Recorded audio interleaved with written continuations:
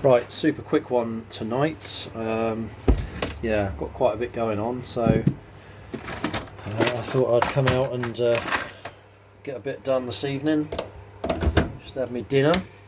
So I've got a pair of Ditton 25 crossovers, and the original caps were pretty manky, so I've got a load of new caps. These did have polys on them, so I've got a load of new caps which should work well with this.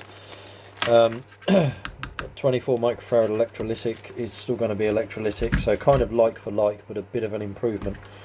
These are the boards that plug in and out, so I think probably from the later 25s.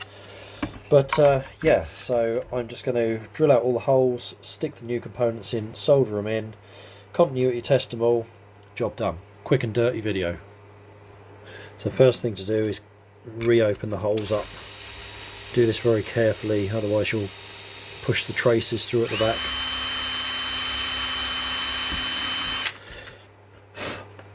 Simples.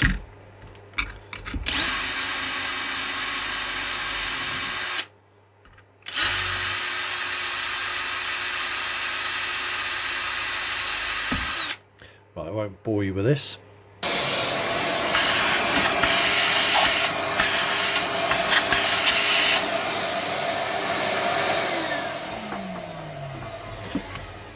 Right, all drilled out, and just make sure we haven't pushed any traces out the back, which we haven't.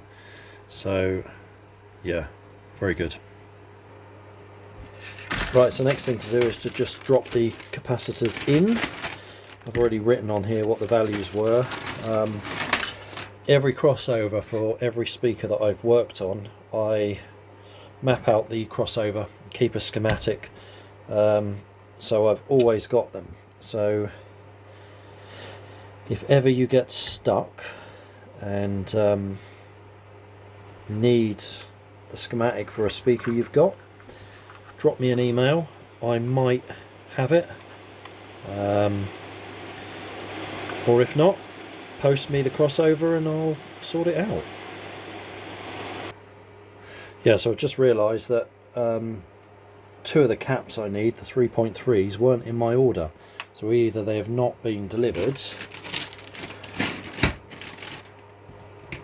or I forgot to order them, so I'll have to check that. I seem to have double the 25 microfarads, so maybe they've cocked up the order, but I've got some, same capacitor, so all good.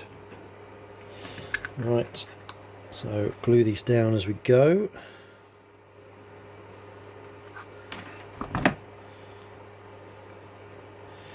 Always try and keep the values facing up so you can read them.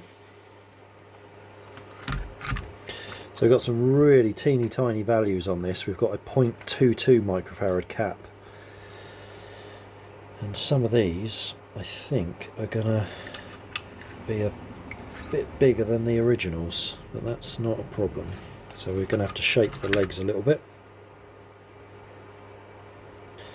Which isn't the end of the world. We'll try and keep them nice and neat though if we can.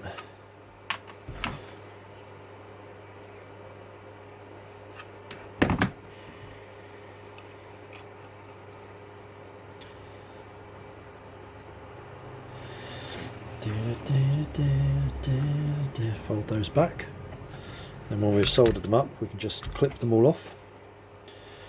So same with this one.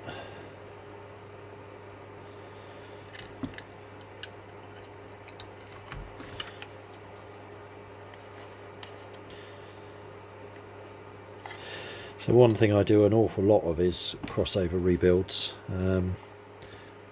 They just get taken out by the client and posted to me, and normally I just like for like rebuild them and then they can solder them back in. Pretty straightforward little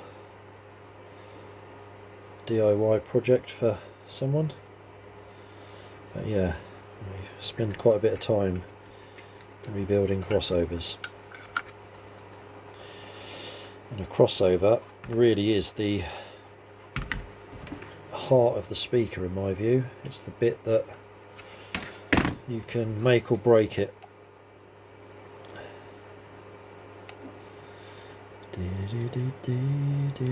Yeah, so that's looking pretty good. Teeny little 2.2. That's not going to fit in there. So just shaping the legs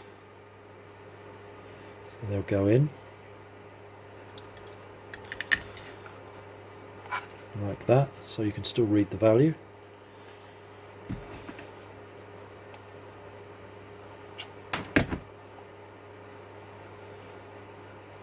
There we go. And now we've got two 0.68s, which are quite a bit bigger than the originals. So again, we'll have to shape the legs.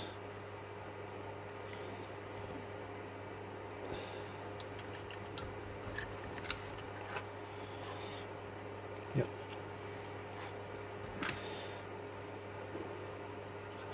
Again, I'm always trying to keep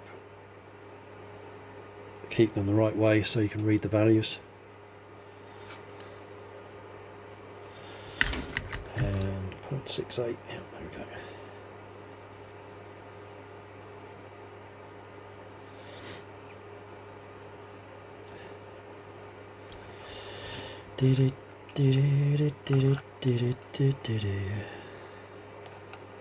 Okay.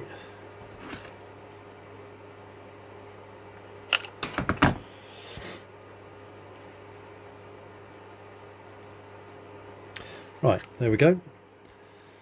So that's all the new caps in there.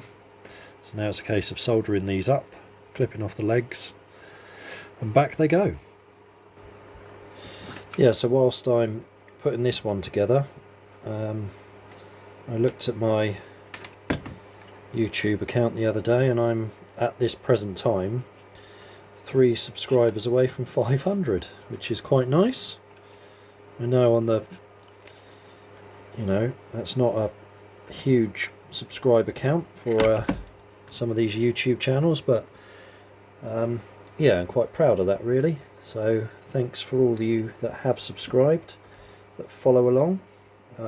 Yeah, it means a lot. And if you get something out of this, then yeah, great. That's what it's all about. For me, it's just, you know, I'm doing this work anyway. It's a bit of a hobby, doing the video side of things, but it's nice to put them out there, and if someone gets something from it, then even better. I've had a few nice emails from people recently who have been working on or own some of the speakers that I've worked on, and found my videos just helpful. Kind of gives them an insight into what they need to do to theirs. So yeah, that's why I do them really. It's as long as someone gets something out of it, then I'm very happy. So yeah, thank you for watching. Right, so that's both boards.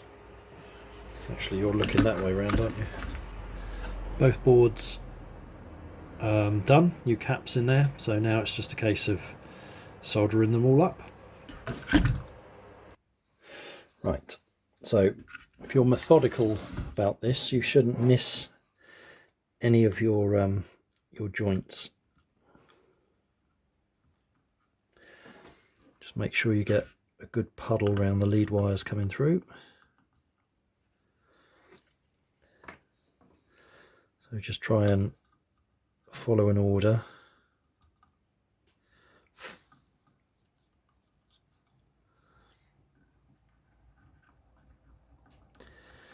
I always just drill out the holes. I don't try and desolder them.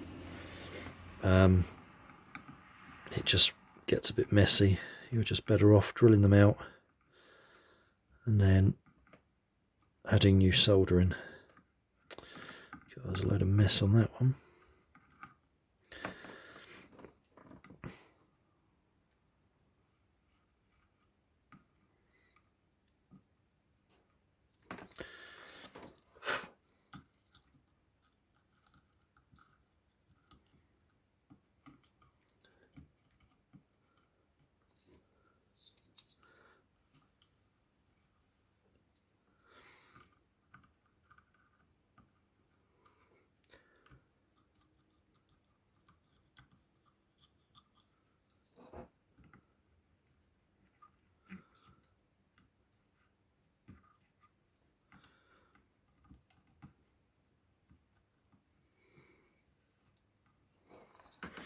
Right, that's one done.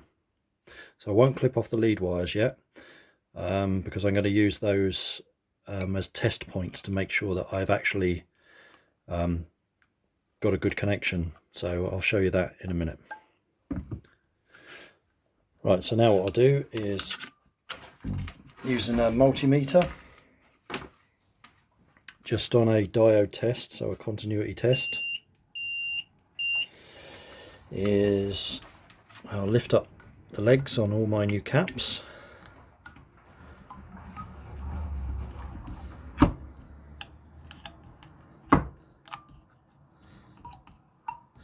So I want to test to these legs, not the actual solder puddle. So, and then I'll just go through it. So from here, just find the trace that they're connected to, test to the lead wires.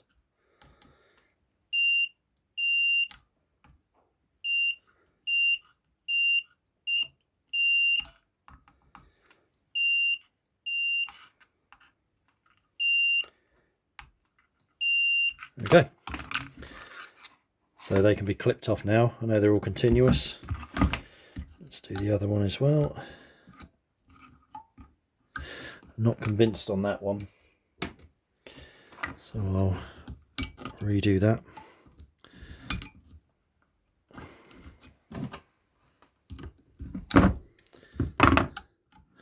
I have picked it up quite well, but yeah, I just want to sweat that up again. I'm pretty sure it's okay. Let's have a look.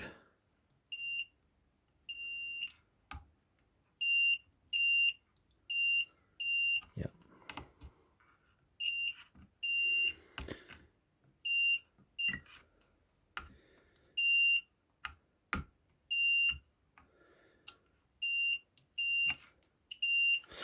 Yep.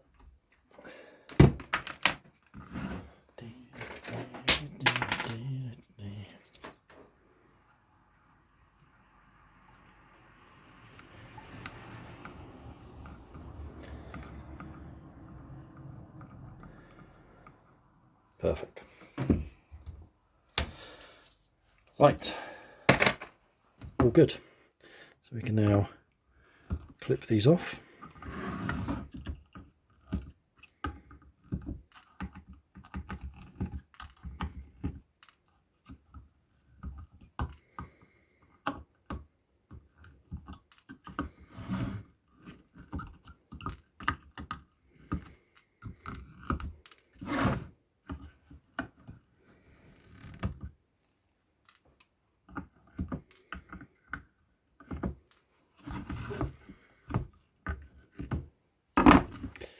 Okay, and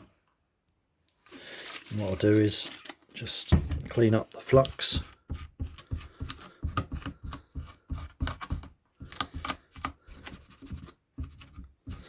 So we don't get any corrosion.